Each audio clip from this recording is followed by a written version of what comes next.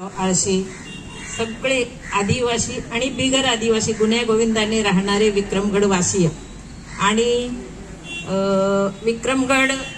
विधानसभेचे आमदार माझे विद्यार्थी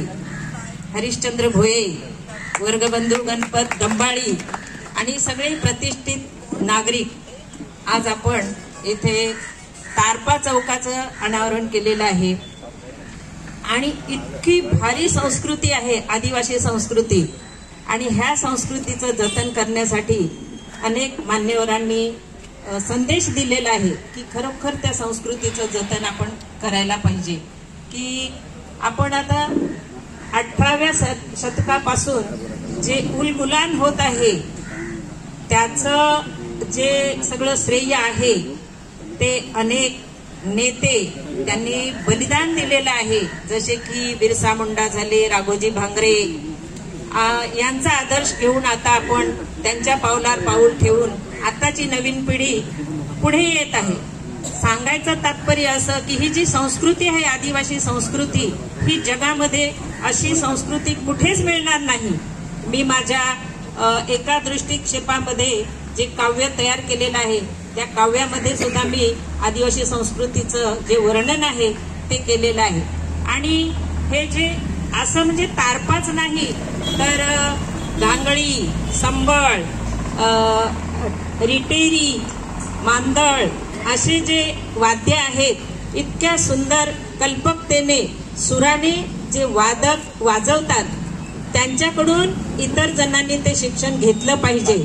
दुसरी गोष्ट म्हणजे हा जो तारपा वाद्य आहे ते तारपा वाद्य आपण जुन्या जाणत्या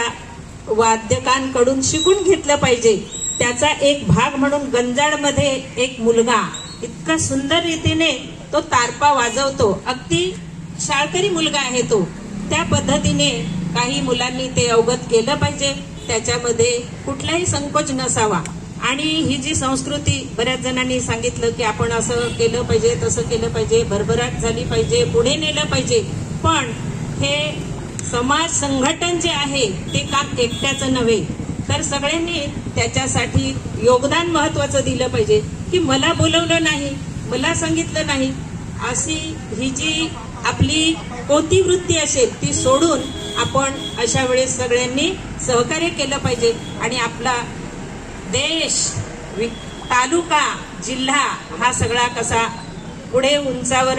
नेण्यात येईल यासाठी सगळ्यांनी प्रयत्न केला पाहिजे। की आता सुनील पराड यांचं एक योगदान मी नेहमी